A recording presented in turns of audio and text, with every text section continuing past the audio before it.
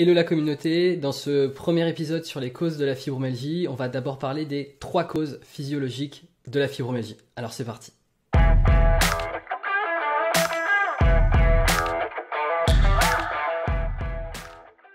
Partons tout de suite sur les 3 causes physiologiques de la fibromyalgie. C'est vraiment la base de tout pour commencer à comprendre cette maladie. C'est hyper important de partir de ces causes physiologiques puisque c'est la base de tout.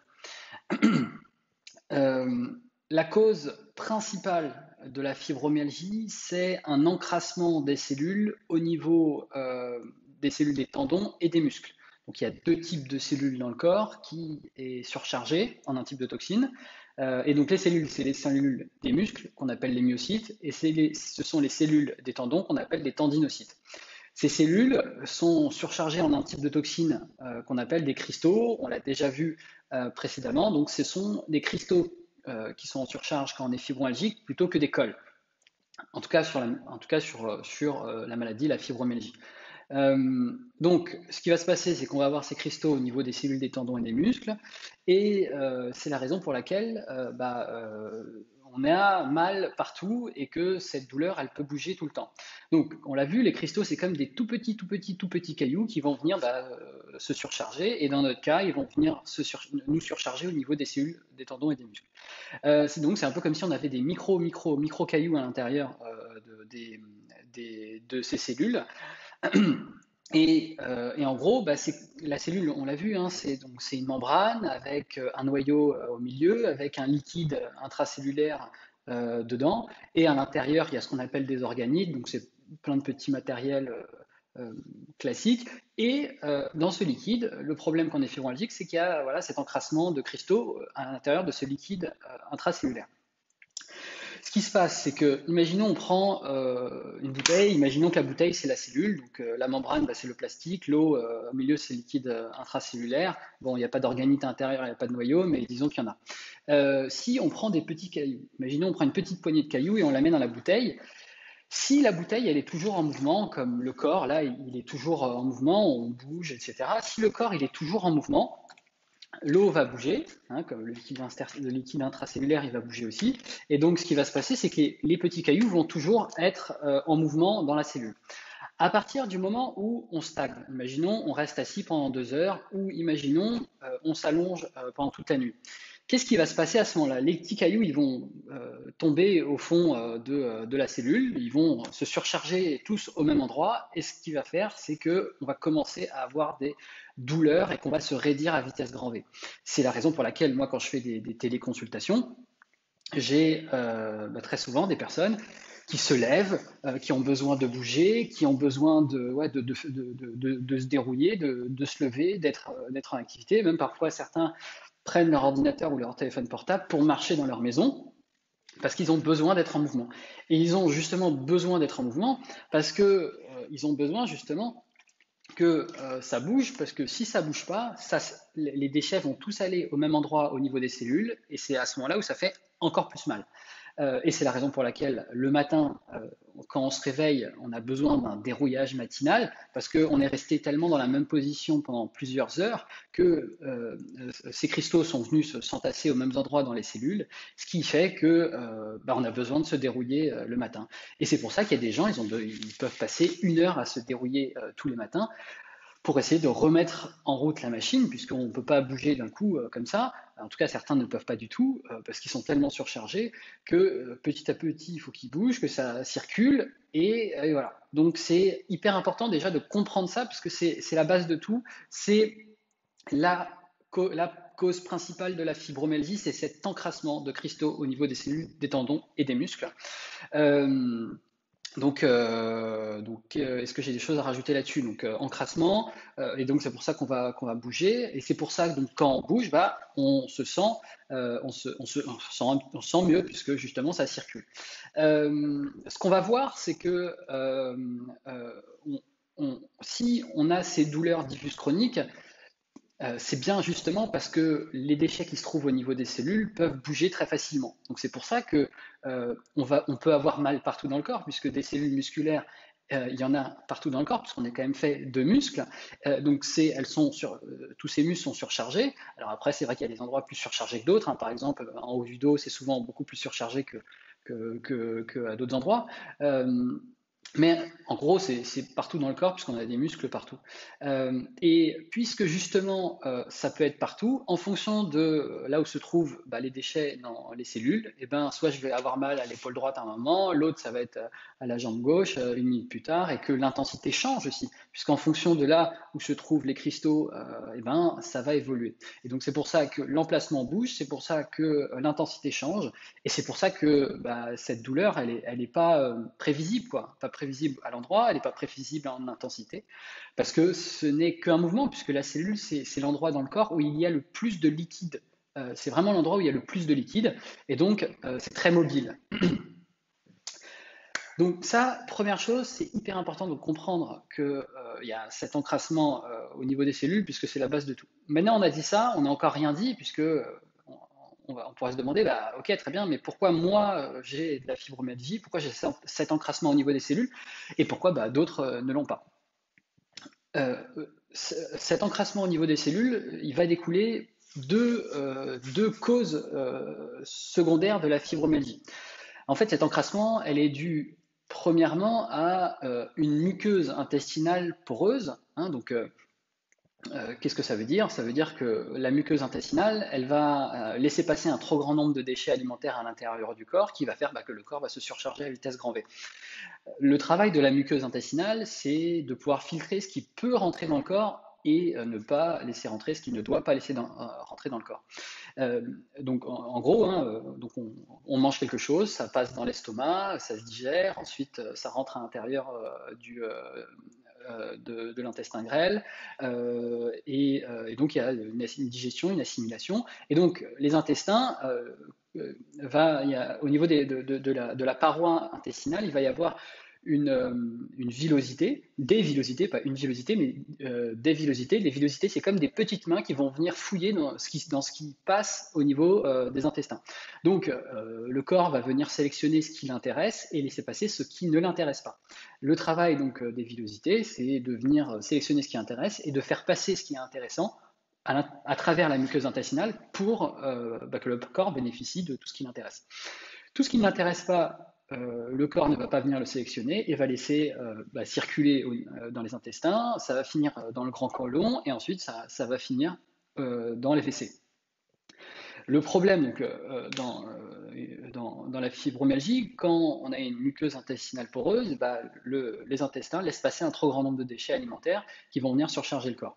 Une muqueuse intestinale qui fonctionne bien, donc c'est un ensemble de cellules. La cellule, comme je l'ai dit, c'est la brique du corps, qui vont venir, qui sont collées très serrées entre elles.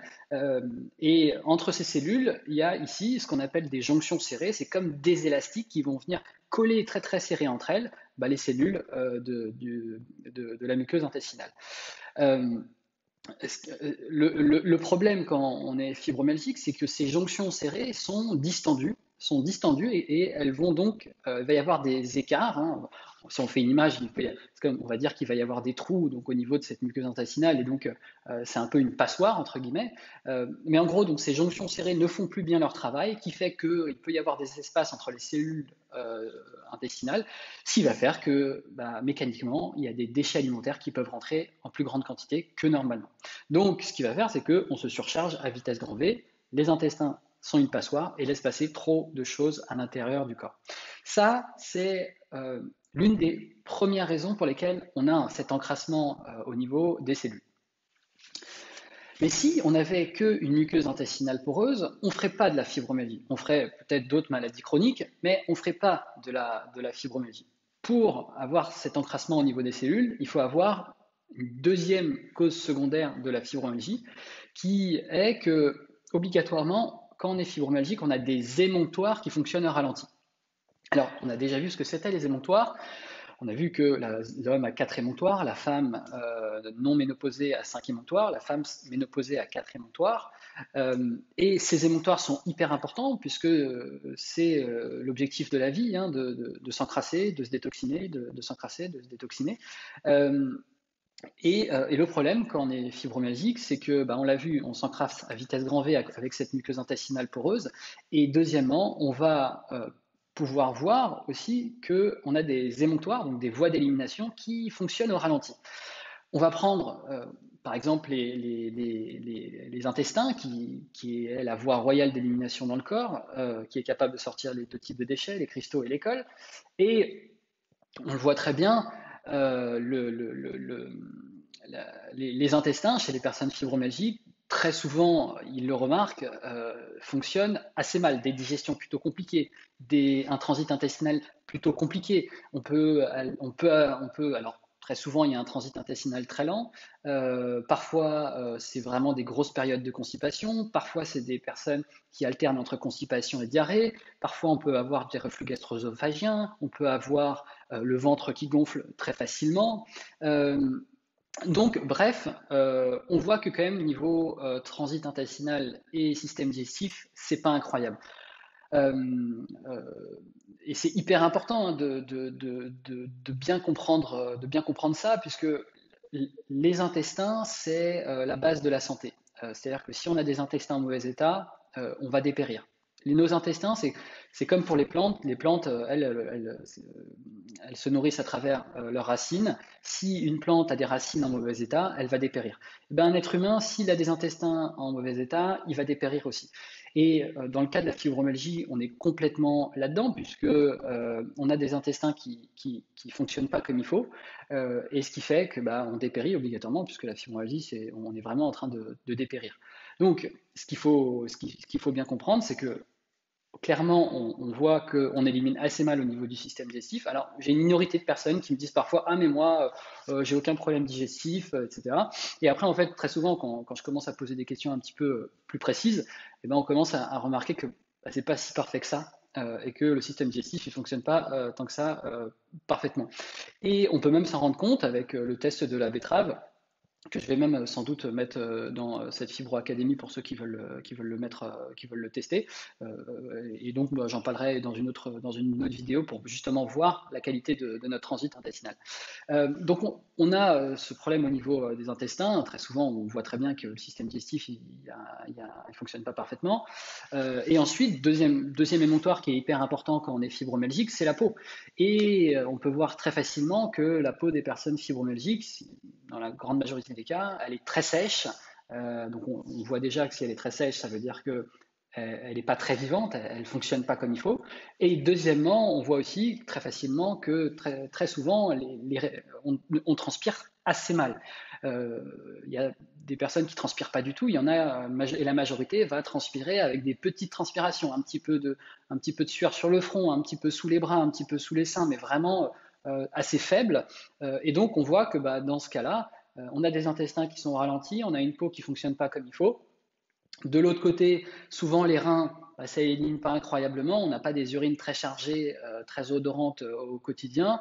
Et les poumons, bah, c'est un petit peu pareil, puisqu'on ne peut pas faire de sport à haute intensité. Donc obligatoirement, on a des petites respirations, et donc les montoires poumons aussi est au ralenti.